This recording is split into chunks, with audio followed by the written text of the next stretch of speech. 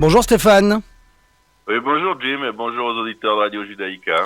Alors Stéphane, on va passer avec vous, comme tous les vendredis, nos auditeurs sont maintenant bien habitués, l'actualité israélienne et l'actualité internationale en revue. On va commencer par l'actualité israélienne et internationale.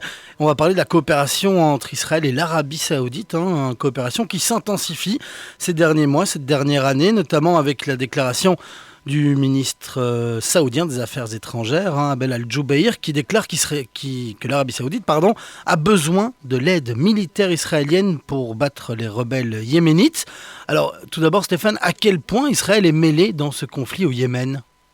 Ce qu'il faut rappeler, et c'est tout à l'honneur de Radio Judaïka et de la MENA, c'est que ça fait déjà plusieurs années, je crois en tout cas 3 ans, que on est les seuls médias, la MENA, les analyses de la MENA, elles sont les seuls qui ont parlé de l'existence d'une ingérence israélienne aux côtés de l'Arabie Saoudite et également de l'Égypte et également d'autres pays arabes dans la guerre au Yémen face aux rebelles chiites, eux-mêmes appuyés par l'Iran. On l'a tout le temps dit, on est les seuls. C'est pas pour nous jeter des fleurs, mais c'est pour expliquer que il manque à certains de nos confrères des éléments quant à la compréhension plutôt complexe des forces en présence au Moyen-Orient, et puis alors à la capacité de ces confrères de comprendre que cette situation n'est pas figée et qu'elle évolue surtout au niveau et en réponse aux menaces que les divers blocs, les divers pays ont à se confronter, avec lesquels les divers pays ont à se confronter. Et puis, Jim, on n'est plus du tout dans le secret ou dans le demi-secret, puisque le général Anwar Eshki, c'est un général saoudien, et qui a tout à fait l'apparence d'un général de l'armée allemande ou suédoise. On ne sait pas où physiquement ils sont allés le trouver, mais reste que c'est quelqu'un de très important, peut-être une des figures les plus importantes de l'appareil politico-militaire saoudien. Et ce général à la retraite, bon, il est très jeune, mais il est déjà à la retraite, Anwar Eshki, était la semaine dernière en Israël, officiellement, avec une importante délégation d'une entre 15 et 20 personnes. Et ils ont rencontré leurs homologues israéliens, les représentants du gouvernement israélien, les représentants de l'opposition israélienne, les représentants des partis arabes israéliens, et ils ont passé plusieurs jours ici, ouvertement en discutant des possibilités de l'amélioration des relations entre l'Arabie Saoudite et Israël d'une part, mais ils ont parlé aussi beaucoup des solutions, et notamment de la solution à 2 États entre Israël et l'Arabie Saoudite, entre Israël, et l'autorité palestinienne. Seulement, on n'y croit pas beaucoup ici à la MENA. On pense que c'est de la décoration, que c'est un emballage, et que ce qui intéresse réellement les Saoudiens, c'est sur quoi vous avez ouvert notre entretien, et c'est le besoin qu'ils ont de l'assistance israélienne pour combattre ces fameux rebelles yéménites. Alors l'assistance jusqu'à maintenant, c'était surtout au niveau des drones et des conseils, mais il semble, Jim, que cela ne suffise pas, que les Saoudiens, qui ont quand même une armée très imposante, une aviation au nombre des appareils très conséquente, eh bien il semble qu'ils n'arrivent pas à percer, qu'ils n'arrivent pas à bouter ces rebelles, à mater cette rébellion au Yémen, et ils ont besoin d'une implication plus importante des Israéliens dans ce conflit. Et c'est ce que ce ministre des Affaires étrangères, Adel Al-Jubeir, nouveau ministre des Affaires étrangères, est allé dire au Qatar et aux Émirats arabes unis. Il allait expliquer à ses interlocuteurs d'abord qu'il devait envoyer des forces pour aider les Saoudiens à faire face aux rebelles, et puis ensuite qu'il devait s'habituer à une présence de plus en plus importante des Israéliens qui sont, selon les dires d'Al-Jubeir, repris par une agence de presse qatari, la plus importante, la Qatari News Agency. Eh bien, Al-Jubeir a dit à ses interlocuteurs que les Israéliens étaient hautement qualifiés pour ce genre d'opération. Il parlait vraisemblablement de l'armée de l'air, qu'il en avait parlé au roi Salman et que les Saoudiens envisageaient justement de rendre publique cette aide israélienne. En fait, c'est une annonce d'après les vendanges parce que ils sont en train de parler de quelque chose qui existe déjà et déjà depuis longtemps, mais ils sont obligés d'en parler à cause de la nécessité d'augmenter, d'accroître encore cette présence israélienne. Et pour Al-Jubaïr, si les pilotes israéliens sont venus à bout des milices palestiniennes et libanaises, je cite, c'est quand même relativement du lourd que des Saoudiens parlent de ces capacités des pilotes israéliens. Eh bien, ça exprime assez clairement la situation des Saoudiens et la nécessité pour eux de rendre l'échelle de coopération entre Israël et l'Arabie Saoudite réclame aujourd'hui que ces choses soient rendues publiques pour que cette coopération n'apparaisse pas aux yeux du monde d'un coup en ayant été cachée comme une surprise et comme quelque chose qui serait envisagé comme une trahison de la part de l'Arabie Saoudite et de ses alliés dans la guerre au Yémen, une trahison de la doctrine arabe, une trahison des Palestiniens surtout. C'est pour ça que sous le couvert d'une discussion autour du problème palestinien, ce qui intéresse les Saoudiens, c'est la participation des Israéliens. La participation des Israéliens parce que les rebelles ont reçu des missiles sol-air, des missiles qui se portent à l'épaule, parce que les Saoudiens ont perdu, Jim, 28 chasseurs bombardiers F-15 à cause, et c'est toujours les Saoudiens qui parlent, de leurs pilotes inexpérimentés. Leurs pilotes inexpérimentés en comparaison des pilotes israéliens super expérimentés. Alors, des F-15, eh bien, c'est des avions qui coûtent très cher, qui sont très sophistiqués. Les Saoudiens en ont des dizaines, voire des centaines. Nous en avons aussi quelques-uns, à peu près une centaine. Mais déjà, les Saoudiens, ce qu'on peut dire, c'est qu'ils les utilisent à mauvais escient. Le F-15, on peut l'utiliser pour des bombardements, mais les bombardements au Yémen devraient être faits par des F-16, qui sont des avions notamment d'appui au sol et de bombardement. Et les F-15 sont là plutôt pour assurer la suprématie aérienne, c'est-à-dire s'assurer que dans le ciel, il n'y a que des avions amis et que les appareils qui bombardent ne sont pas mis en danger par des forces hostiles. Alors, les Saoudiens ont besoin d'Israël face à l'Iran et on entend des mots bizarres ces jours, Jim. Toujours de la bouche du ministre des Affaires étrangères saoudien, on doit un petit peu se pincer tout de même pour parler de ça, on n'en avait pas l'habitude. Il parle de l'instauration d'une coexistence amicale avec Israël, d'une camaraderie. Il désire que le monde entier voit qu'il existe entre le royaume saoudien et Israël, et je cite, après tout, des liens historiques puisque nous sommes cousins. Ça va quand même très loin. On est déjà plus loin que la simple discussion autour de l'établissement de relations diplomatiques. Là, on se rappelle nos relations familiales et nos relations de cousins.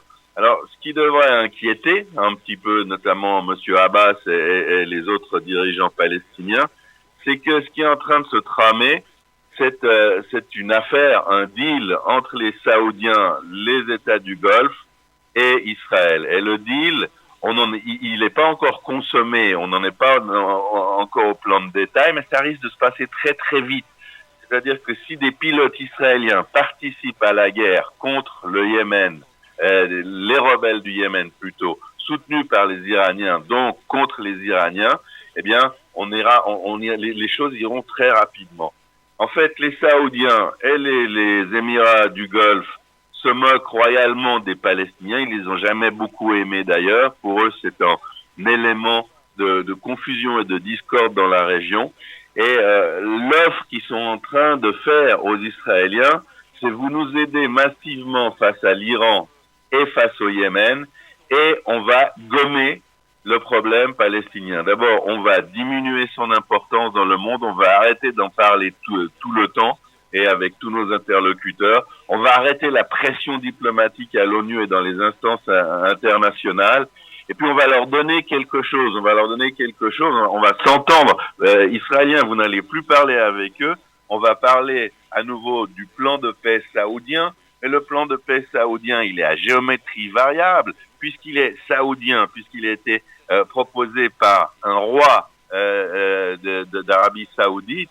Eh bien, on peut le moduler. Et on va le moduler si vous nous aidez massivement, si vous nous aidez à terminer la guerre au Yémen, si vous nous donnez la sécurité et l'assurance, surtout, qu'on peut tenir le coup face à l'Iran, et à l'Iran qui peut se nucléariser dans une dizaine d'années selon les accords internationaux signés avec les 5+1, eh bien, contre cela, on fera avec vous, les Israéliens, de la cause palestinienne une autorité à moitié souveraine, et ça changera pas beaucoup de ce qui se passe aujourd'hui, et continuez, faites ce que vous voulez là-bas, dans les territoires palestiniens notamment, et ce qui pourrait expliquer l'agrandissement de certains territoires, de certaines implantations israéliennes ces derniers temps, et la publication d'adjudications pour d'autres agrandissements encore.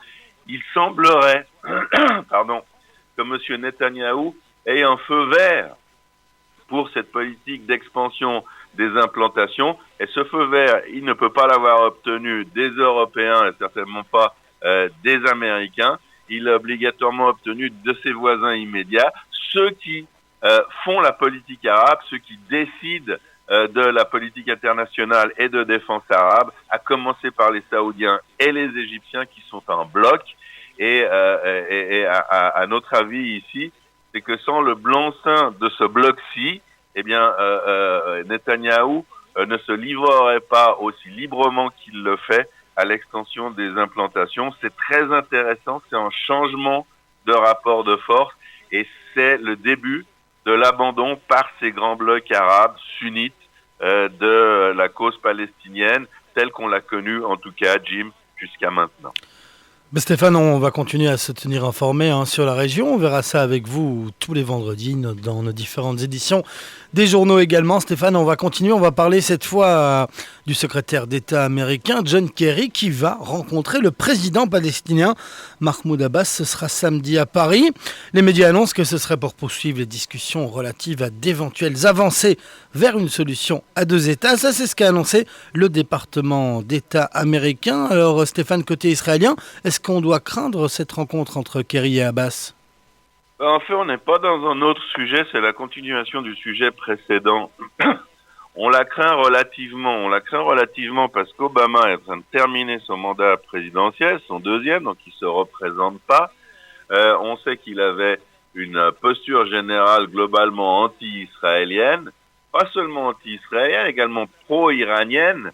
Ce qu'on lui reproche de manière très très sérieuse dans le monde arabe, et notamment à Riyad, c'est de vouloir permuter les alliances, de vouloir s'éloigner du monde arabe, dont le pétrole n'est plus en ingrédient aussi prépondérant de l'économie mondiale, puisque les États-Unis sont devenus depuis une année ou deux le plus grand exportateur de pétrole de la planète.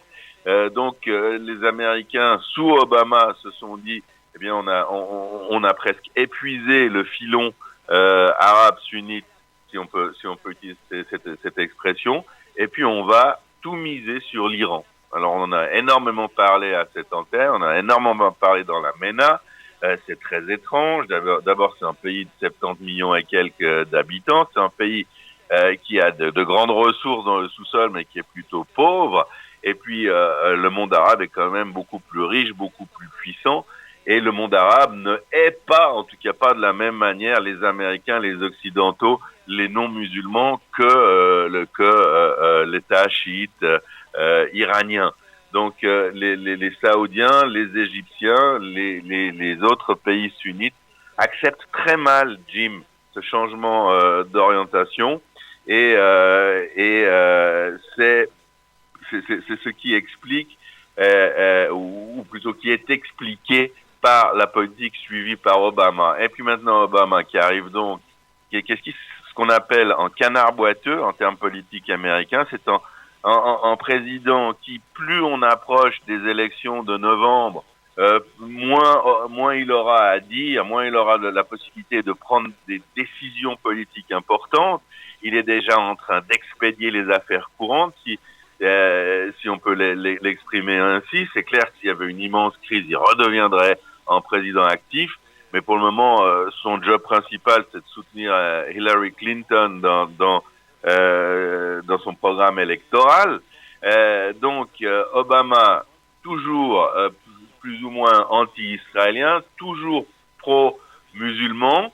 Désormais, depuis la négociation avec l'Iran, pro-chiite contre plutôt les sunnites. Et ce qui nous donne une situation dans laquelle Obama et Kerry ont jeté les gants et ils soutiennent activement l'initiative française et ils augmentent à la fois en nombre et en intensité les critiques contre la politique israélienne, notamment au niveau des implantations, et c'est quelque chose qui va aller crescendo. Alors en fait, cette rencontre en fin de semaine, Kerry-Abbas à Paris, c'est le contre-pied de tout ce qu'on a dit. C'est pour maintenir Mahmoud Abbas au sommet du calendrier, de l'agenda politique international. C'est pour lui redonner de l'importance, c'est pour maintenir l'importance de l'autorité palestinienne, c'est pour faire contrepoids à ce nouveau bloc stratégique émergent, Israël, Arabie Saoudite, Égypte, qui sont en train de minimiser l'importance de Abbas. Eh bien non, Obama veut le maintenir à flot, veut rester sur la même dynamique qui est également chère aux Européens et particulièrement aux Français, qui disent qu'il n'y a pas d'autre solution que de négocier avec Abbas et de parvenir à la solution des deux États, mais de deux États qui, au niveau des négociations et à l'issue de ces négociations, deviendraient en fait des égaux. Ce que cherche à faire le ministre des Affaires étrangères Herro et John Kerry, c'est de maintenir artificiellement Mahmoud Abbas au même niveau en tant qu'interlocuteur que les représentants de l'État démocratique établi d'Israël. Et ça complique énormément les choses au niveau de cette négociation avec les Palestiniens. Les Français préparent pour dans pas longtemps une conférence internationale où Israël sera sur le même pied, sur un pied d'égalité avec les gens de l'autorité palestinienne. Et c'est exactement le contraire, en fait, de ce que les Saoudiens, les Égyptiens essayent de faire. Eux qui disent, ne négociez pas, qui disent aux Israéliens, ne négociez pas avec Abbas, il n'est rien du tout. C'est une bande de corrompus, ne parlons même pas du Hamas. Discutez avec nous sur la base du plan saoudien. Le plan saoudien, ce n'est pas le plan français. On ne prévoit pas de conférence internationale. On va s'asseoir tranquillement dans le cadre de notre nouvelle alliance stratégique. Eh bien, on va trouver une solution, une solution à minima pour les Palestiniens. Alors, ce qui nous embête, eh bien, c'est évidemment qu'une autre dynamique est en route, une dynamique qui n'est pas celui qui est suivi ici par Benjamin Netanyahou, avec en danger à l'ONU et dans les autres instances internationales, c'est que ces condamnations de la part de l'administration Obama ne se traduisent par des utilisations de veto lors de votes à l'Assemblée, au Conseil de sécurité des Nations Unies. Donc des votes qui pourraient cette fois condamner Israël et exiger ou ordonner à l'État hébreu un certain nombre de choses que l'État hébreu n'est pas prêt d'accepter, Jim. Stéphane, excellent timing. Il est déjà 8h passées de 20 minutes. Par contre, évidemment, comme assez souvent, on n'a pas pu passer en revue tous les sujets qu'on aurait voulu. Mais Stéphane, on reviendra avec vous dans le courant de la semaine. Je suis sûr qu'on vous contactera déjà avant vendredi. Mais Stéphane, avant de se quitter, quand même un petit message. Je pense que c'est une journée assez particulière pour vous hier. C'était votre anniversaire, Stéphane. Au nom de Radio Judaïka, de tous nos auditeurs, on vous souhaite un joyeux anniversaire, Stéphane. Vous êtes très gentil et j'aimerais partager mon anniversaire avec cette joie, mais qui n'est pas très importante, qui arrive à tout le monde au moins une fois l'an, avec nos auditeurs, en les remerciant de leur attention et en leur disant que le seul fait exceptionnel que j'ai noté hier, c'est qu'on est tous allés se baigner, tous les gens de la MENA sont allés se baigner dans un magnifique bassin avec de l'eau de source des montagnes avoisinantes très tard dans la nuit, et que c'était très très agréable et qu'on a beaucoup pensé à vous au moment de se baigner sous les palmiers. Voilà Stéphane, on souhaite également un autre joyeux anniversaire, cette fois à Alexandre Beillet qui vous réveille normalement tous les matins sauf cet été. Joyeux anniversaire Alexandre, joyeux anniversaire Stéphane. Merci Stéphane, un bon week-end à vous, on vous retrouve vendredi prochain alors. Bonne fin de semaine et un très beau week-end d'été pour vous tous.